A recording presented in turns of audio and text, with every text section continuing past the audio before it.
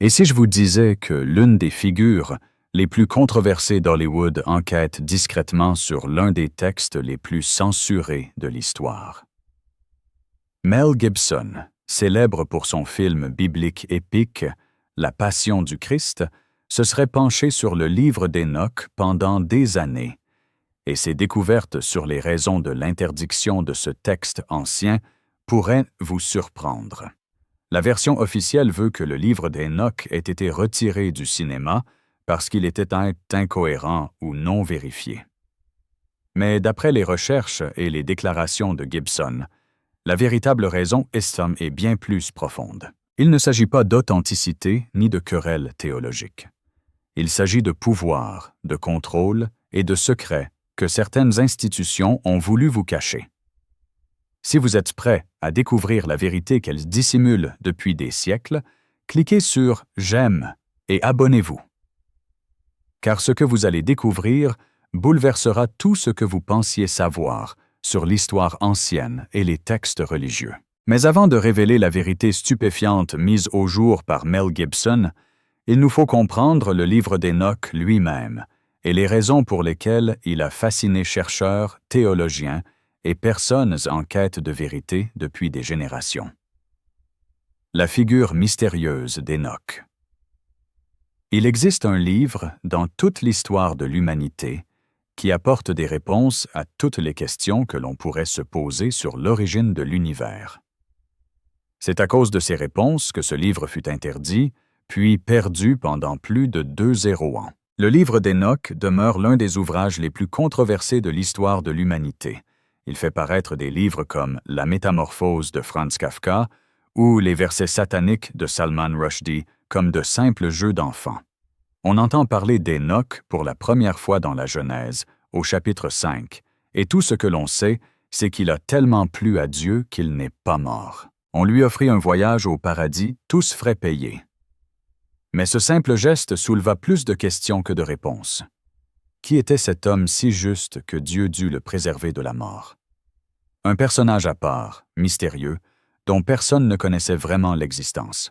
Des pères de l'Église des 2e et 3e siècles, tels que Justin Martyr, Irénée, Origène et Clément d'Alexandrie, ont tous mentionné le livre d'Hénoch. L'Épître de Barnabé, du début du 2e siècle, y fait largement référence.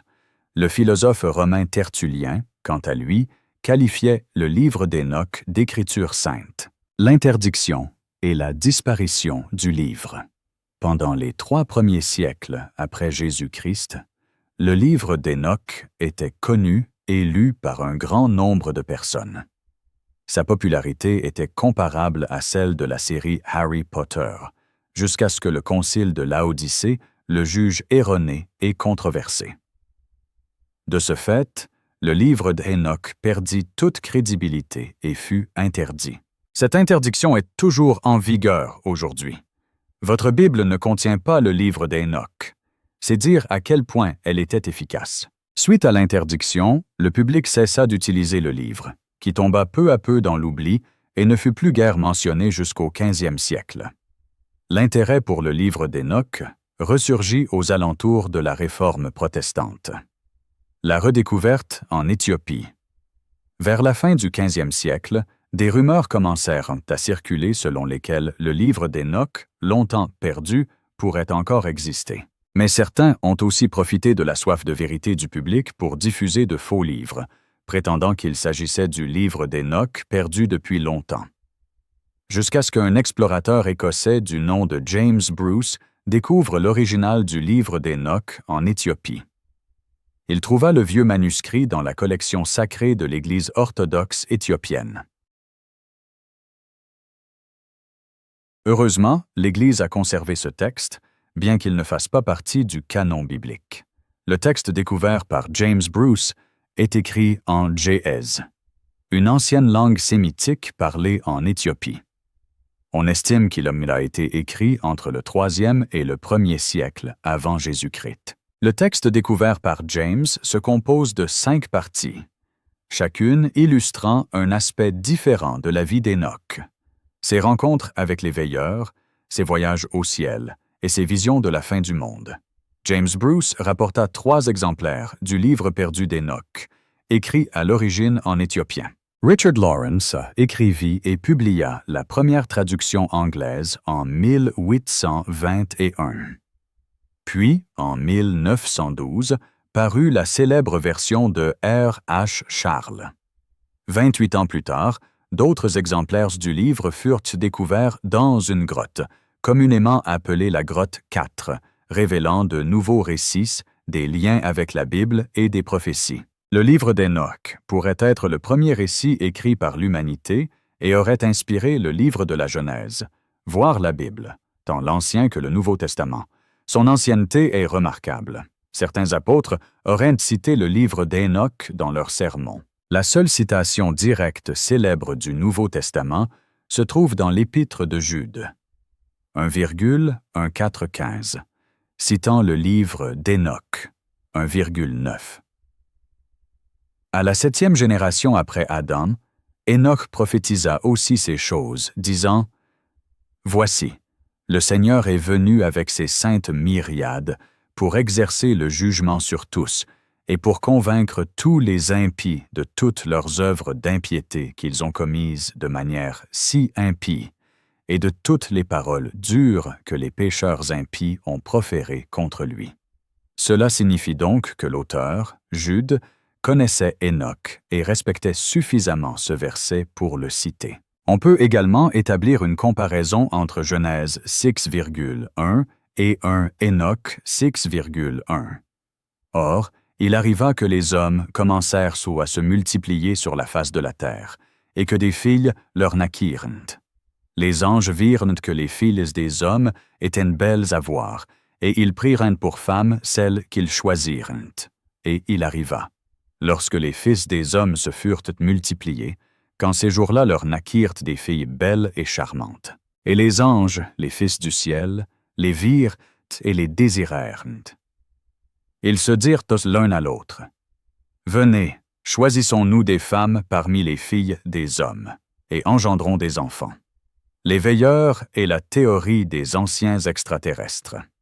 Certains croient que le livre d'Enoch a révélé de nombreux secrets qui ont été, et sont encore, gardés secrets depuis des siècles. Le livre détaille de nombreux événements résumés dans Genèse 1,6. Il relate les voyages d'Enoch dans des lieux cachés et secrets, sur terre comme au ciel, le Shéol, l'au-delà juif, l'abîme, les montagnes sacrées, les 10 cieux, les portes du ciel et les demeures des anges. Le livre d'Enoch est si profond qu'on dit qu'il relate la première rencontre de l'humanité avec des extraterrestres. Je ne plaisante pas. Le 2e livre d'Enoch relate la rencontre d'Enoch avec des êtres manifestement non humains, simplement appelés les veilleurs. Ces êtres seraient descendus du ciel et auraient interagi avec les humains. Alors que j'étais seul chez moi, 2 hommes d'une stature immense se présentèrent devant moi, leurs visages resplendissants comme le soleil, leurs vêtements et leurs voix magnifiques. Magnifiques. C'est ainsi qu'Enoch décrivit les veilleurs. Des chercheurs comme Erich von Däniken, auteur suisse de plusieurs ouvrages défendant l'idée d'influence extraterrestre sur les premières cultures humaines, pensent que les êtres décrits par Enoch pourraient être d'origine extraterrestre. Un autre aspect intéressant de la description d'Enoch concerne les moyens de transport utilisés par les veilleurs.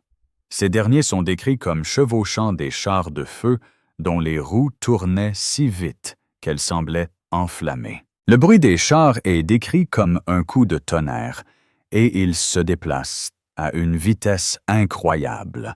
Ces descriptions ressemblent beaucoup aux témoignages actuels d'observation d'OVNI. De nombreuses personnes ont rapporté avoir vu d'étranges machines volantes se déplaçant très rapidement et produisant un bruit semblable au tonnerre, comme l'a décrit Enoch. Ces personnes ne sont ni chrétiennes ni ferventes croyantes, et même si elles l'étaient, 60% des chrétiens ignorent l'existence du livre d'Hénoch. Ces récits sont donc plutôt crédibles. Ainsi, le premier témoignage de visites extraterrestres sur notre planète nous vient des Sumériens, et leurs descriptions correspondent parfaitement à celles d'Hénoch. Les Sumériens étaient un peuple ancien qui vivait en Mésopotamie. Ils furent les premiers à consigner leur langue par écrit, et certains pensent qu'ils furent également les premiers à étudier les étoiles. La mythologie sumérienne raconte que des dieux, aussi appelés êtres extraterrestres, descendirent du ciel et leur enseignèrent de nombreux sujets, ce qui est similaire au récit du livre d'Hénoch. Cela expliquerait aussi comment les immenses édifices construits par nos ancêtres à travers le monde étaient parfaitement alignés sur les étoiles. Les Sumériens appelaient ces êtres extraterrestres les Anunnaki. Les descriptions d'Hénoch et les textes sumériens relatant leur rencontre les décrivent comme des êtres venus d'un autre monde, des créatures gigantesques, et les qualifiaient d'êtres lumineux. Ainsi, la chronique égyptienne antique affirme qu'Hénoch participa à la construction des grandes pyramides. Cela signifie que l'explication du livre d'Hénoch concernant le savoir partagé par les veilleurs avec les humains pourrait provenir d'un contact ou d'une connexion entre eux et une civilisation extraterrestre très avancée, comme le pensaient les Sumériens, la chute des veilleurs et des Néphilim. Ces êtres auraient également enseigné à l'humanité de nombreuses choses, allant des armes à l'astrologie, en passant par les enchantements, les constellations, la connaissance des nuages, les signes de la Terre, les signes du Soleil et le cycle lunaire. En résumé, ces observateurs ont contribué au progrès de l'humanité. Vous vous demandez peut-être, où est le problème? Un seul mot. Hiroshima, ou la guerre actuelle entre Israël et la Palestine. Imaginez offrir une Ferrari à un enfant. Il va tout gâcher et en subir de graves conséquences. L'humanité est comme un enfant dans cette histoire. Les gens ont commencé à abuser de leurs informations, ce qui a engendré corruption et orgueil. Aujourd'hui, si certains croient encore qu'Hénoch a rencontré des extraterrestres, la plupart des exégètes bibliques et tous ceux qui possèdent la Bible pensent qu'il s'agissait d'anges. Ces veilleurs avaient pour unique mission de veiller sur les humains, d'où leur nom. Ils ne devaient avoir aucune interaction avec eux, et c'est là qu'ils ont failli et désobéi à Dieu. Les veilleurs n'ont pas seulement interagi avec les humains, mais ils ont aussi quitté le ciel pour descendre sur terre et assouvir leurs désirs pour les femmes. Sous l'influence de leur chef Samyaza, ils ont couché avec les femmes de la terre, les ont épousées et ont donné naissance à des enfants appelés Néphilim. Ces enfants étaient des géants mi-anges, mi-humains, de véritables monstruosités. Les Néphilim étaient des êtres gigantesques dotés d'une force physique colossale, responsables de ravages considérables. Leur unique occupation était de piller et de dévorer. Lorsque la nourriture vint à manquer sur Terre, ils s'attaquèrent aux animaux, puis aux humains. Il est possible que ce soit l'origine du mythe grec des Cyclopes. En réalité, selon le récit de la théogonie du poète épique grec Hésiode, les Cyclopes étaient les fils d'Ouranos, dieu du ciel, et de Gaïa, déesse de la terre, ce qui rappelle l'union entre les veilleurs, représentant Ouranos, et les femmes, représentant Gaïa. Les Néphilim perturbèrent l'ordre naturel de la terre et le conflit était permanent. La seule solution restante était de rétablir l'ordre naturel, autrement dit, de provoquer le déluge. Le déluge fut le châtiment des Néphilim. Ils étaient une abomination et devaient être anéantis. Leur seule présence avait engendré un déferlement de péché et de dépravation sans précédent. Le déluge était la seule explication possible. Des squelettes de géants ont été découverts dans différentes parties du monde. Des crânes et des squelettes gigantesques, manifestement non humains, prouvent qu'une race de géants a jadis existé sur Terre. Des prophéties qui se sont réalisées. Vous pourriez penser qu'il ne s'agit que de belles histoires. Vous auriez raison, mais qu'en est-il des prophéties qui se sont réalisées? Outre les récits d'événements, certaines prophéties du livre d'Hénoch se sont accomplies. La section connue sous le nom de livre des visions oniriques évoque des visions et des prophéties depuis la fondation même d'Israël en tant que nation jusqu'à la révolte qui eut lieu entre 164 et 142 avant Jésus-Christ. Selon l'Église orthodoxe éthiopienne, le livre des visions a été écrit avant le célèbre déluge de la Genèse, celui-là même qui est relaté dans toutes les cultures, donc des siècles avant les événements. Et pour information, Hénoch a également prédit le déluge. « Va trouver Noé et dis-lui en mon nom. Cache-toi et révèle-lui la fin qui approche, que toute la terre sera détruite, qu'un déluge est sur le point de s'abattre sur elle et de tout anéantir. Et maintenant, instruis-le, afin qu'il puisse s'échapper et que sa descendance soit préservée pour toutes les générations du monde. » Le mot « déluge » signifie inondation cataclysmique ou déluge massif, le même déluge que nous pensons être celui du Dryas récent, survenu il y a 14,0 ans, lorsque la terre fut submergée par les eaux.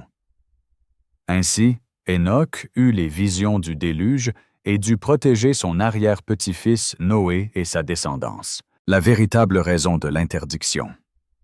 Ce que Mel Gibson a découvert. Le livre d'Hénoch a tout pour traverser les siècles, mais malgré son interprétation solide des événements vécus par Hénoch, les citations de personnalités importantes à leurs époques respectives et son utilisation avant son interdiction, il demeure auréolé de mystères et de controverses. L'explication communément admise de son interdiction repose sur des questions d'auteur et des incohérences théologiques. En effet, les érudits soulignent que le livre n'a pas été écrit par Hénoch lui-même, mais par plusieurs auteurs sur plusieurs siècles. Oui, il existe des contradictions avec les écritures canoniques, comme l'accent mis sur le démon Azazel plutôt que sur Satan, et l'idée que les anges déchus puissent se repentir. Mais d'après les recherches de Mel Gibson et ses déclarations lors d'interviews sur ses films bibliques, la véritable raison est bien plus profonde et troublante. Gibson suggère que le livre d'Hénoch a été systématiquement censuré, car il révélait trop de choses sur la véritable nature du mal, les origines de la corruption dans notre monde et surtout la guerre spirituelle que les institutions religieuses préféraient dissimuler aux fidèles. Voici ce que Gibson a découvert et qu'ils ne veulent pas que vous sachiez. Le livre d'Hénoch détaille comment des connaissances interdites ont été transmises à l'humanité, non pas ponctuellement, mais dans le cadre d'un système continu. Les veilleurs n'ont pas seulement enseigné aux humains les armes et l'astrologie. Ils ont révélé les secrets de la manipulation des forces spirituelles, de la création de systèmes de contrôle et de l'établissement de hiérarchies de pouvoir qui perdurent encore aujourd'hui. Les recherches de Gibson suggèrent que les premiers conciles de l'Église ont reconnu que le livre d'Hénoch conférait aux croyants ordinaires un savoir qui menaçait l'autorité ecclésiastique. Ce livre décrit des rencontres directes avec des êtres divins, des révélations personnelles et des parcours spirituels, le tout sans intervention institutionnelle. D'après le récit d'Hénoch, une personne juste pouvait accéder directement au royaume céleste et à la connaissance divine. Cela représentait un danger pour une Église naissante qui se positionnait comme l'intermédiaire indispensable entre Dieu et l'humanité. De plus, Gibson souligne les descriptions détaillées des Néphilim et de leur descendance dans le livre. Le livre d'Hénoch suggère que la corruption introduite par les veilleurs ne s'est pas arrêtée avec le déluge. Certaines lignées, certains systèmes de connaissances et certaines influences spirituelles ont survécu et ont continué à façonner la civilisation humaine. Ce récit laisse entendre que de puissantes familles et institutions pouvaient perpétuer cet héritage corrompu une perspective qui aurait constitué une menace profonde pour les autorités religieuses et politiques à travers l'histoire. L'ouvrage contient également des descriptions détaillées des royaumes célestes, de la structure de la création, ainsi que des noms et des fonctions de divers anges et êtres spirituels. Selon Gibson, ce savoir était considéré comme trop puissant et trop dangereux pour le commun des mortels. En limitant la diffusion de ces informations, les autorités religieuses pouvaient préserver leur rôle d'interprète exclusif de la volonté divine et de la réalité spirituelle. Plus important encore, Gibson a découvert que le livre d'Enoch, annonçant son bannissement, coïncidait avec la consolidation du pouvoir institutionnel au sein de l'Église primitive.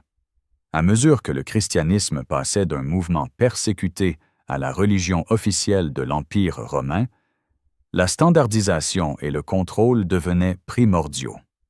Les textes qui encourageaient l'expérience spirituelle individuelle, qui révélaient des vérités dérangeantes sur la nature du mal et du pouvoir, ou qui suggéraient l'existence de conflits surnaturels à l'œuvre dans le monde, étaient systématiquement exclus.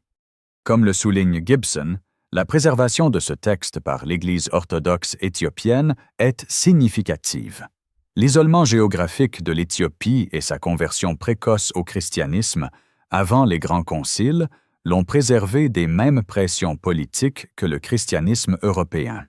L'Église éthiopienne a reconnu la valeur spirituelle du témoignage d'Enoch et a refusé de le supprimer, contrairement au reste du monde chrétien. La conclusion de Gibson est sans appel. Le livre d'Enoch n'a pas été interdit parce qu'il était inauthentique ou incohérent.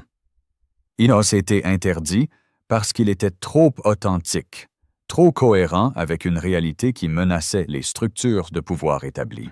Ce livre a révélé que la guerre spirituelle est une réalité, que le mal a des origines et des mécanismes précis, que des forces puissantes œuvrent en coulisses dans l'histoire humaine et que chacun a la possibilité d'une connexion divine directe, sans intermédiaire institutionnel. C'est pourquoi il reste controversé aujourd'hui encore. C'est pourquoi les principales confessions continuent de l'exclure, et c'est pourquoi des chercheurs comme Gibson estiment qu'il est nécessaire de reconsidérer ce qui nous a été enseigné concernant les textes acceptables et ceux considérés comme dangereux. La question n'est pas de savoir si le livre d'Enoch est une écriture. La question est plutôt « Que craignent-ils que vous appreniez en le lisant ?» Conclusion. Le livre d'Enoch demeure l'un des textes les plus fascinants et les plus controversés de l'histoire de l'humanité. Qu'on l'aborde sous l'angle de l'histoire ancienne, des études religieuses, de l'archéologie alternative ou de la quête spirituelle, son impact est indéniable.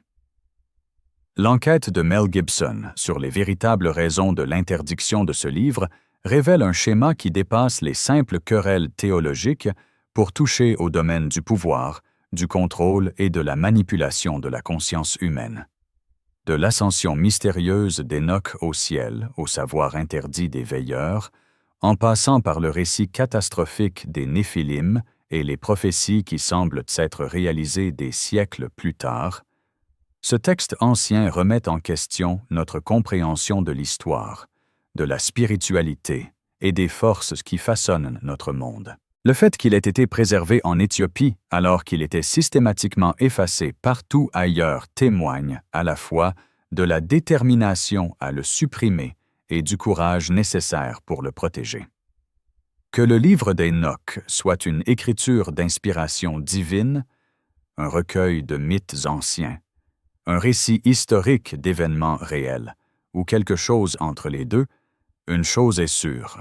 S'il a survécu contre toute attente, ce n'est pas par hasard. Le savoir qu'il renferme, les questions qu'il soulève et les vérités qu'il révèle ou prétend révéler continuent de trouver un écho chez les chercheurs de vérité, des millénaires après sa rédaction. Comme le suggère Gibson, la véritable question n'est peut-être pas de savoir si nous devrions lire le livre d'Enoch. La véritable question est plutôt « Pourquoi certains s'obstinent-ils à nous en empêcher ?» À une époque où l'information est censée être libre et accessible, la controverse persistante autour de ce texte ancien devrait nous amener à nous interroger sur les autres connaissances qui nous ont été cachées et pourquoi. Le livre d'Hénoch nous rappelle que l'histoire est écrite par ceux qui détiennent le pouvoir, que la vérité dépasse souvent la fiction et que la quête de nos origines, de notre raison d'être et de notre destinée est tout l'un des voyages les plus profonds que nous puissions entreprendre. Qu'il s'agisse d'une œuvre prophétique inspirée ou d'une mythologie ancienne, il nous aide assurément à comprendre notre lien avec le passé et, peut-être, si nous sommes prêts à y regarder de plus près, notre chemin vers l'avenir. Si cette vidéo vous a ouvert les yeux sur quelque chose que vous ignoriez, partagez-la avec quelqu'un qui a besoin d'entendre cette vérité. Les connaissances restées cachées pendant des siècles méritent d'être mises en lumière.